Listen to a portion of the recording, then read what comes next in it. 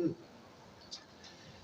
जो महिला पहलवानों के साथ में सरकार द्वारा किया जा रहा है वो कहाँ तक जायज है? देखो, पहलवानों की देश में पूरी इज्जत और सुरक्षा होनी चाहिए। पहलवानों को पूरी दुनिया के अंदर विश्व विजयी होने के लिए सरकार को पूरे हालात और संसाधन जुटाए कर दिए जाने चाहिए। लेकिन दुर्भाग्यपूर्ण है कि आज महिला पहलवान संघर्ष की राह पे हैं न्याय पाने के लिए। ये बहुत दुखद स्थिति है जो महिला पहलवानों के विपक्ष का जो माहौल है वो उनकी बात को जस्टिफाइड नहीं कर रहा, और जो पक्ष में जो माहौल है वो इस मांग के ऊपर जोर दे रहे हैं। और ये और भी दुर्भाग्यपूर्ण है कि पहलवानों को ये फैसला लेना पड़ा कि वो मेडल्स को गंगा में बहाएं। मैं इस दुर्भाग्यपूर्ण स्थिति से बड़ा पीड़ित और दुखी हूँ, और पहलवानों को इसमें गंगा में बहाने की बजाय अपनी जस्टिफाइड बात से पीछे नहीं हटना चाहिए। और उन मेडलों की ताकत ही तो उनकी ताकत है। वो मेडल उन्होंने जो जीते हैं वही उनका सम्मान है। तो सम्मान को तो गले में पहन करके यदि कोई उनकी मांग है तो उस पर लगे रहें तो ज़्यादा उचित है। मैं जिन जिन पार्लियामेंटेरियंस का इलाका है,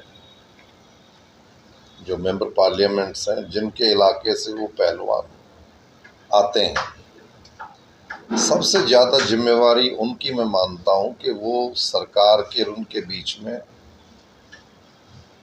कड़ी बन करके इस बात के अंदर न्याय दिलवाने का काम करें। वैसे तो पहलवान पूरे देश के और दुनिया के हैं, सभी का इस तरफ ध्यान होना चाहिए, लेकिन जिनके इलाके से वो उभर करके गए हैं उन मेंबर पार्लियामेंटेरियंस की जिम्मेवारी और भी ज़्यादा बढ़ती है। लेकिन सर, सरकार कार्रवाई क्यों नहीं कर रही है? देखो, सरकार कार्रवाई क्यों नहीं कर रही है ये तो विषय सरकार उसका जवाब दे सकती है, लेकिन मैं ये मानता हूँ कि कहीं ना कहीं सरकार को ये बताया जा रहा है कि आरोप निराधार है। तभी तो सरकार, इसीलिए तो मैंने कहा कि मेंबर पार्लियामेंटेरियन जो स्वयं है जिनके इलाके से वो पहलवान है, वो इसमें निर्णायक भूमिका क्यों नहीं निभा रहे? सर, आप सरकार में रहे हो, पहलवानों से या जो भी हस्तियां होती हैं देश की, उनसे आपका लगातार संपर्क बना रहता है। आपको ऐसा कहीं नहीं लगता कहीं कि भाई कहीं ना कहीं चूक हो रही है? मतलब जो मैं बता रहा हूँ कि मेंबर पार्लियामेंटेरियन जो संबंधित इलाके से वो पहलवान हैं, उनकी जिम्मेवारी बनती है कि दूध का दूध और पानी का पानी करवा करके दुनिया के सामने सही बात न्याय को लेकर के आए। कि वो जंतर मंतर पर बैठ करके अपना प्रोटेस्ट ही तो कर रहे हैं, और कहीं ना कहीं ये बात शायद दिमाग में रही होगी सुरक्षा कर्मियों के कि एक तरफ नई संसद का उद्घाटन समारोह चल रहा है और दूसरी तरफ प्रोटेस्टर्स उस दिशा में और ज़्यादा एग्रेसिव कदम ना ले लें। उस बचाव के लिए शायद ये स्थिति पैदा हुई है, लेकिन दुर्भाग्यपूर्ण है। लेकिन वो तो एक सरकार के सामने निष्क्रिय यदि महसूस कर रहे हैं तो सरकारें तो आती हैं और चली जाती हैं। मेडल तो परमानेंट है उनके, तो वो परमानेंट जो विषय है उसको बहाने की बजाय उसको सदा सुरक्षित रखें, और सरकारें आए चली जाएं इस बात की चिंता पहलवानों को नहीं करनी चाहिए। अपनी बात यदि उनकी सही है तो उसके ऊपर संघर्ष रहना चाहिए। सर, आने वाले चुनावों में जो भी आएंगे, चाहे वो MP MLA इकट्ठे हों या विधानसभा के अलग हों और लोकसभा के अलग हों, उसमें BJP का क्या भविष्य है? देखो, भविष्य तो लोग तय करेंगे। हमने तो आज की बैठक में भी ये चर्चा की है अपने साथियों के साथ कि आने वाला जो चुनाव है 1 साल के अंदर जो आएगा, उसके अंदर लोग इस बात को सुनिश्चित करें, प्रचारित करें, प्रसारित करें कि इस देश के प्रजातंत्र जिसको हमारे शहीदों ने अपनी ज़िंदगी को गंवा करके, शहादत दे करके वोट की ताकत हमें दी है, उस वोट को डालने की समझ हमारे अंदर होनी चाहिए। हम पैसे के लालच में वोट को ख़राब ना करें, हम किसी दबंग से डर के कायरतापूर्ण तरीके से अपने वोट का इस्तेमाल ना करें। हम अपने वोट का इस्तेमाल सही व्यक्तित्व के हक में करें, जो व्यक्ति लालच में झुकता ना हो, कमजोरी दबंगई से डरता ना हो और सही बात को कहने का और सही बात का फैसला करवाने का मादा रखता हो, सही बात बोलने की क्षमता रखता हो। इस किस्म के व्यक्तियों को आने वाली संसद में भेजना है, आने वाली असेंबली के चुनावों में ऐसे विधायकों को बना करके भेजना है।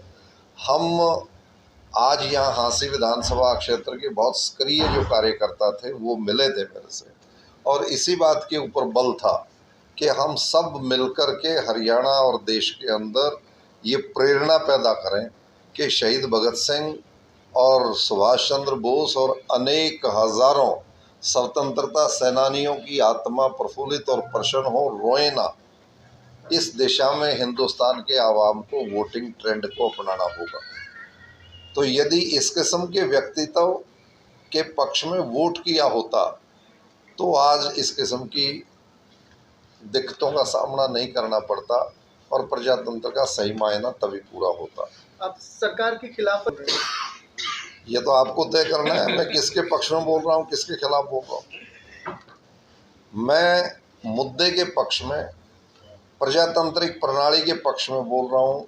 मैं वोटर को ट्रेंड करने के लिए, इंस्पायर करने के लिए, प्रेरित करने के लिए बोल रहा हूँ कि मतदाताओं को शहीद भगत सिंह, सुभाष चंद्र बोस की शहादत, हज़ारों स्वतंत्रता सेनानियों ने जो खून और अपनी जीवन को बलिदान दे करके आपको ये बहुमूल्य ताकत दी है, इसको सही डालने की आदत हमें बढ़ा लेनी चाहिए।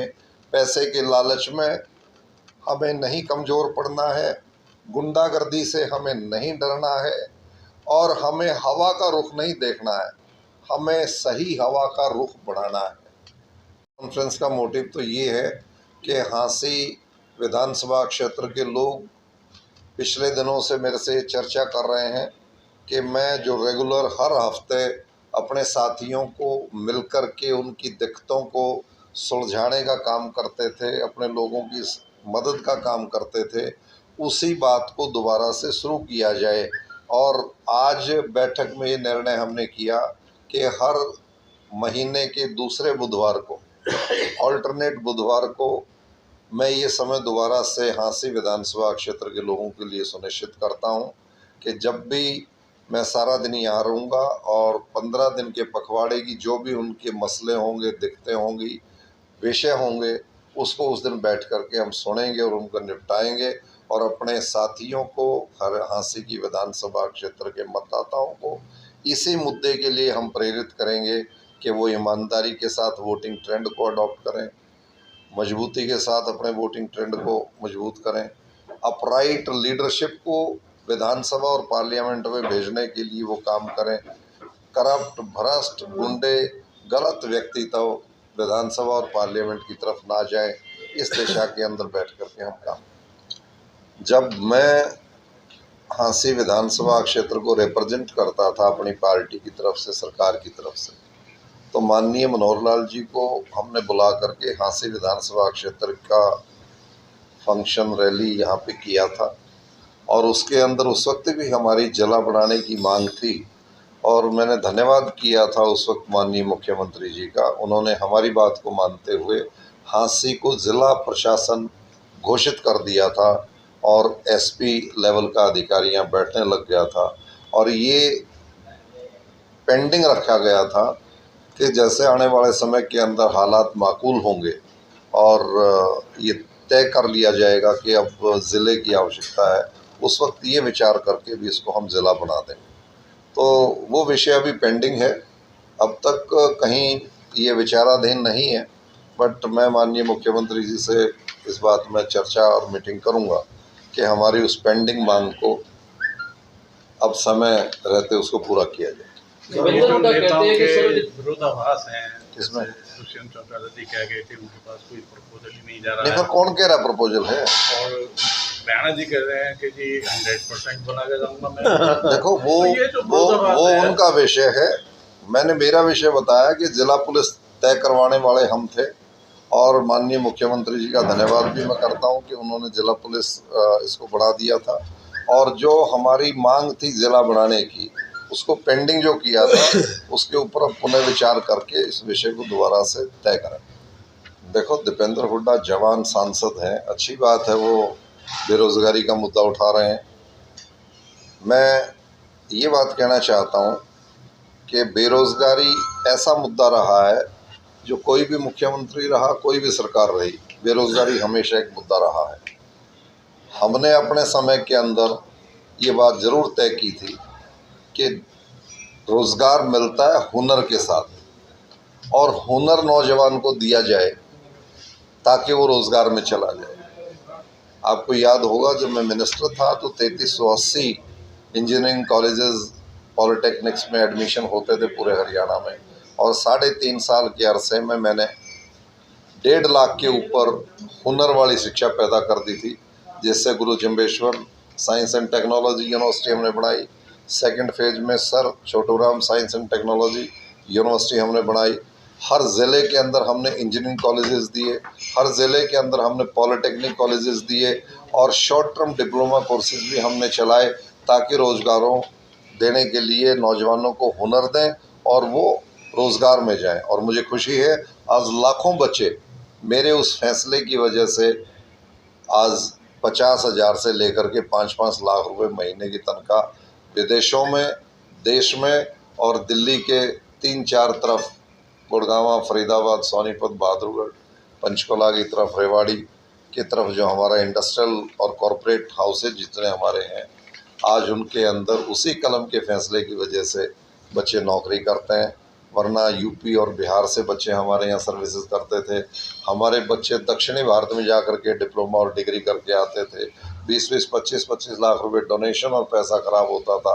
आज मात्र सरकारी फीस में, कॉलेज की फीस, यूनिवर्सिटी की फीस के अंदर हमारे बच्चे, ये आंकड़ों का खेल है। ये बात ठीक है कि बेरोज़गारी आज भी एक समस्या है, और कल भी एक समस्या थी, आने वाले समय में भी एक समस्या रहेगी यदि हम उसके ऊपर निरंतर काम नहीं करेंगे, ठीक दिशा में काम नहीं करेंगे करके। तो 2 विषय थे जब मैं मिनिस्टर था, एक आतंकवाद फैल रहा था और एक बेरोज़गारी फैल रही थी। तो मैंने खुद ये कहा था कि जब तक बच्चों को मैं कलम नहीं दूंगा हाथ में तो वो आतंकवादी बनेंगे, और इसीलिए उस वक्त ये फैसला लिया था कि टेक्निकल एजुकेशन का प्रचार और प्रसार मेरे टेन्योर में मैंने अपनी कलम से किया था। और आज उसकी वजह से, वरना हमारे आंकड़े बड़े और ज़्यादा ख़राब होते। और आज तो बेरोज़गारी की बात करते हो सकता है मेरा स्टेट भी आतंकवादी स्टेट बन चुका होता। तो ये लीडरशिप का उस वक्त का सही समय था। आज भी लीडरशिप हमारी इस दिशा में काम कर रही है, लेकिन चुनौतियाँ अनेक हैं। और आज जो सत्ता की मांग करके नंबर 1 और 2 की गणना कर रहे हैं, उनके समय में भी क्या हाल होगा। ये एक विकराल समस्या है। नौजवानों को रोज़गार देना ही चाहिए, नौजवानों को रोज़गार देने के लिए सरकारों को काम करना ही चाहिए, और सेल्फ एम्प्लॉयमेंट के लिए भी रोज़गार नौजवानों को अडॉप्ट करने चाहिए। अब ये दक्षता की बात है, एक व्यक्ति खुद सक्षम होकर के अपना पैराफर्नेलिया लगा करके 50 और 100 लोगों को रोज़गार देता है, और एक बच्चा खुद मारा मारा फिरता है कि मुझे नौकरी आजीविका कमाने के लिए दे दी जाए। तो ये व्यक्ति की सक्षमता की बात है। मैं क्योंकि टीचिंग से जुड़ा रहा हूँ, मैं ये चाहता हूँ कि हरियाणा के, देश के, विश्व के नौजवानों को रोज़गार परख करने के लिए उनको स्किल्ड करना चाहिए, उनको इस क्षमता को प्रदान करने के लिए सरकारों को काम करना चाहिए, नारेबाजी और भाषणों के अंदर नहीं। सर आजकल प्रदेश में, शहर में, जिलों में, सब जगह, गांव में भी नशे की बहुत ज़्यादा प्रवृत्ति हो गई है, और पुलिस कोशिश करती है, कितनी कोशिश करती है ये तो सब पता ही है, परंतु ये नशा जो है दिन पे दिन आप बढ़ता जाता है। बहुत अच्छा सवाल आपका है। नौजवान को खराब करने के लिए नशे से खतरनाक कोई विषय नहीं हो सकता। पंजाब में ये बहुत फैलने लगा था और उसका प्रभाव हरियाणा में आने लगा था। और मैं तो जो मेरी बहन बेबी सुधा रानी के नाम पे जो ट्रस्ट हम चलाते हैं, बेबी सुधा रानी मेमोरियल ट्रस्ट, उनकी पुण्यतिथि और जन्म दिवस के ऊपर हमने ये प्रेरणा ली थी कि पूरे हरियाणा के अंदर इस बार हम नौजवानों को नशे से दूर रहने के लिए, नशा मुक्त हरियाणा बनाने के लिए ये पूरा साल ये पखवाड़ा हम मनाएंगे। और जो स्कूल, कॉलेजेस, यूनिवर्सिटीज़ विशेष तौर से नौजवानों को इस दिशा में प्रेरित करेंगे कि वो इस नशे से दूर रहें और अपने जीवन को और माँ बाप के जीवन को ख़राब ना करें, अपने प्रांत के जीवन को ख़राब ना करें और अपराइट दिशा में अपने करियर को लेकर के वो चलें। तो ये बहुत अहम मुद्दा है। इसके ऊपर मुझे ही नहीं, सरकार को ही नहीं, हर व्यक्ति को प्रेरित होकर के काम करना चाहिए। ठीक है सर।